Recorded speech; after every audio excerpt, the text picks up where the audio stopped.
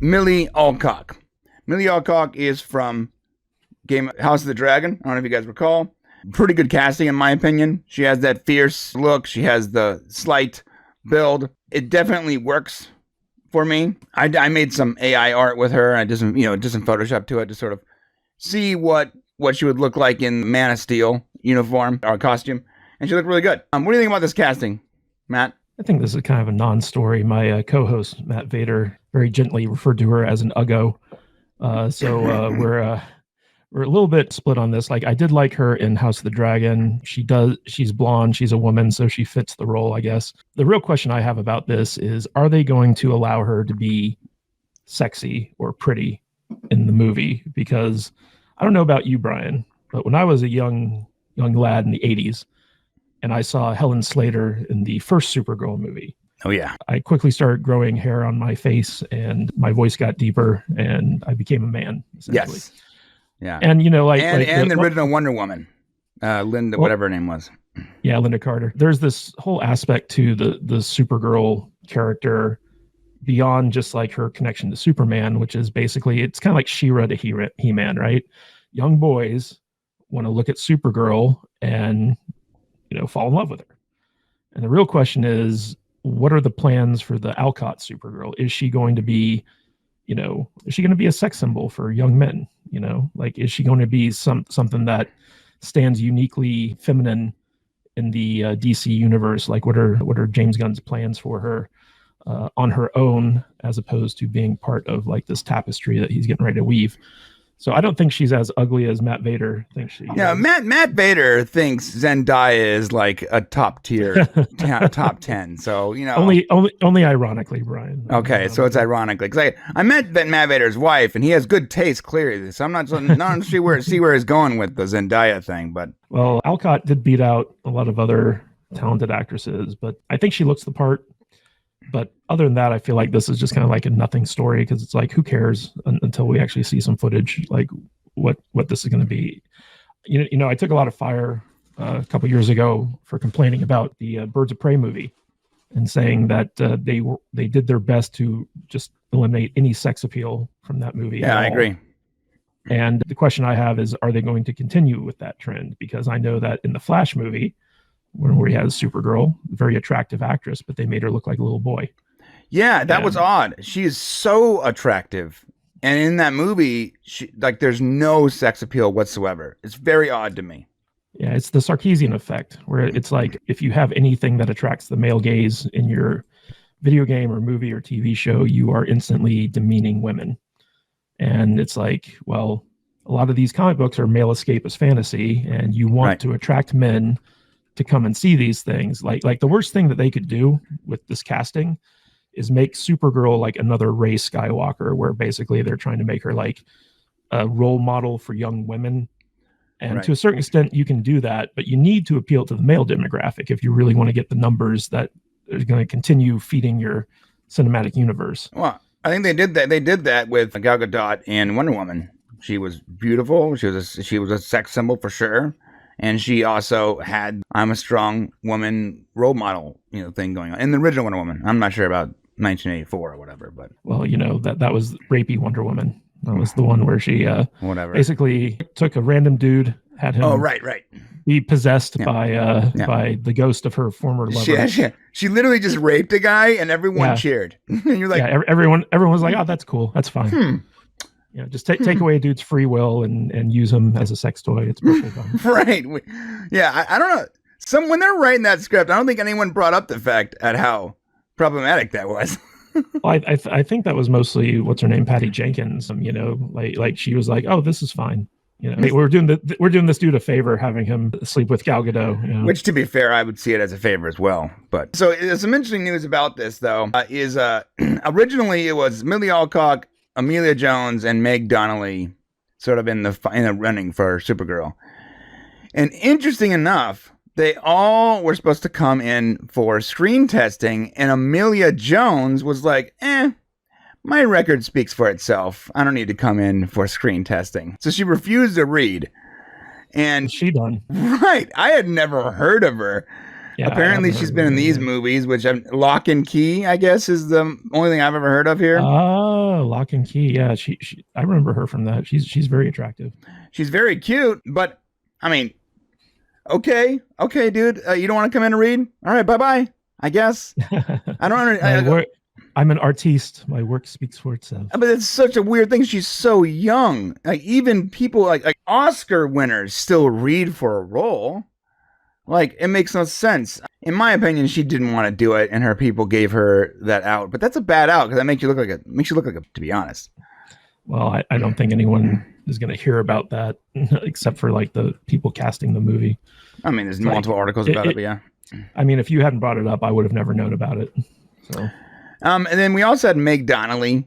She was in the mix, and she looks the part for sure. She has like very dark eyebrows, and there's something about her that the carpets don't match the curtain. Is that what you're right? saying? Yeah, something about her doesn't work for me. Yeah, she looks like What's she been in? a bunch of teen nonsense. American Housewife. She was the daughter of American Housewife. She was the voice of like future Supergirl in a couple cartoons, so that's probably why she was in the running. But ultimately, I think they chose the right. I think they chose the right person with Millie Alcock. Yeah, you know, if Gunn was involved in the casting, like he's got a pretty good eye for talent, I think. So yes, and I think she's a good actress, and I don't think Meg Donnelly is there yet. Millie Alcock, though, she really impressed me in House of the Dragon, and I fully expected not to like that show. You know, everyone else was loving it, and I was like, that means I'm probably not gonna like it because it took me a while to get into Game of Thrones as it was. You know, now it's like the main character is like this little girl, but it worked for me. She did really well, so I think she's a good actress. I think she looks the part, and I think she has the capability of looking, mean when she needs to. And remember, Supergirl does she doesn't control her emotions as well as Superman does. So often, not because she's a woman. Okay, it's not because she's a woman. It's because because she's a woman. It's because she hasn't been here as long. she got her later on in life, so she wasn't raised by the Kents. Do Kryptons menstruate? Just imagine that. Imagine a Kryptonian with PMSing. Superman have to lock her up in this fortress of solitude. He's got to put her. He's got to put her out. It's that time of the month, Supergirl. You have to go to the fortress of solitude. Yeah, come on, Supergirl, let's go. We don't want you melting any brains. So she becomes like a supervillain 3 days out of the. Yeah, she's like the main antagonist 3 days out of the month. That's so boring. Yeah, it's funny because like according to the article, this version of Supergirl, Gunn's Supergirl, is going to be a little bit more volatile than the Supergirls of previous years. At least she's not like that weird clone that Lex Luthor made for like a sex slave or whatever. Power Girl or something? No, it wasn't Power Girl. Power Girl is like an alternate Superman. Oh, I see. This Supergirl, it was like they killed off the original Supergirl, and then they brought her back as like a weird like shape-shifting clone thing, and she got in a relationship with Lex Luthor, and then like they decided that her stuff was too complicated, her backstory was too complicated to sell toys, and so like they killed that one off and then brought back the original Supergirl as just Superman's cousin. Yeah, I remember probably being like 15 or 16 or whatever and seeing Supergirl in like the short Daisy Dukes, the cut off Daisy Dukes and the crop top, and I'm like, have you ever played Injustice? I have. Yes. Yeah. So Injustice 2 made Supergirl like a kind of front and center in the story, and she had a pretty interesting arc in that game. Yeah, you got to give her the classic costume too, which was pretty cool. Yeah. So this is what James Gunn said on Instagram. By the way, James Gunn needs to stop using threads. No one uses threads. No one cares. I think that actually works in his favor. Yeah, it might. It might. Like apparently he dropped this news before Deadline did, but it was on Threads and just no one paid attention. Yeah, no one uses Threads. No one uses Threads. No one. All right, so this is what he said. This is accurate. Millie is fantastically talented young actor, and I'm incredibly excited about her being a part of the DCU. Yes, I am. I first became aware of her in the House of the Dragon, but I was blown away by her varied auditions and screen tests for Supergirl. She embodies Kara as envisioned by Tom King and Anna Nogueira, whatever her name is. Okay, so this actually finishes the casting for the main casting for Superman Legacy, and so I want to quickly go through this because I think this is look, I love me Henry Cavill. I love my boy Henry Cavill. I'm gonna watch him in Argyle later on today or tomorrow. I'm gonna watch him in the new Guy Ritchie film. I will watch him in anything. He's my movie star, and he's my favorite Superman. But we don't have him anymore. That's it. What we have now is what my brother likes to call Henry Cavill, discount Henry Cavill, the Wish.com version. Is it corn sweat or corn sweet? I think it's corn sweat. That's some sweaty corn right there. Yeah, I think it's corn. I think it's sweaty corn. And I think that he's been bulking up. Like, there's a couple Instagram photos and stuff that he's been putting out where he is just like getting ripped, man. Yeah. What is it with these? Like, clearly there is a drug that just gives you gains, because these guys steroids, Brian. I know, but like, I mean, are they legal, or are they taking the illegal variant, or what? Because this guy was scrawny up until like 2 years ago. Now he's like massive. I mean, what do you call it? Sylvester Stallone, he's still doing HGH and all that stuff. So he's too old for that. He should stop. You end up with a heart attack. Don't ever tell me to stop. Yeah, this is what he looked like when he got cast, right? Where's the other? I couldn't find the other photo. There's a bunch. Go look at his Instagram. It's crazy. He's super ripped. But I do think this is good casting. I think he looks like if we didn't ever hand Henry Cavill, like, let's say the last 10 years, 12 whatever years didn't happen, and we got this news, we'd be like, yeah, that guy looks like Superman. I mean, he looks better than Brandon Routh. Yeah, and I like Brandon Routh as a person. I didn't like him as Superman. All right, and then we got Rachel Brosnahan as Lois Lane. Cannot be. That's like literally perfect casting. And if you recall, I was in your studio and I said it's going to be Rachel Brosnahan. She's just too perfect. I think she was really good as the marvelous Miss Maisel. Yep. She seems like she's got like the wit that Amy Adams never quite had. You know, like the sharp biting kind of like quippy dialogue. Yeah, like, quippy but still feminine. Yeah. Not like masculine. Yeah. It's like a feminine quip, right? Yeah, so she's perfect. My God, she's perfect for the role. And then my favorite casting. How long have we been asking for this? I know, right? Like he's starting to get up there in age. So like there was a very narrow window where he could have pulled something like this off. Right. This was the window was closing. And since literally like 2003, 2004, when he started doing the voice of Green Lantern on the cartoon shows, everyone was like, this guy needs to be Green Lantern. And then he was also in the Suicide Squad, right? Wasn't he the guy who could like detach his limbs and got like killed on the feet like right away? That was the Suicide, like the good. I'm gonna call it the good Suicide Squad because it was a lot better than the original. Yeah, he was the detachable boy. Yeah, and he's like, I got this, and he detaches all of his limbs, his arms. Yeah, and they're like flying to the enemy, and the enemy just shoots him. He's like, oh, yeah, he just dies instantly. Worst superpower ever. I was also like, what a waste of Nathan Fillion. You know? Right, and I think that was the point. James Gunn made that too. Yeah, and I think the point was like, we're gonna get all these like big name actors, like, and we'll make them the diversion. And it worked. So that's going to be great. And then Isabella Merced, hot girl. Don't forget, she also played Dora the Explorer. And I feel creepy saying this, but because she's played Dora the freaking Explorer, but she is super attractive. So I feel bad for the... Jesus, who did this? Who did that? Who did that? I'm not saving that. How dare you?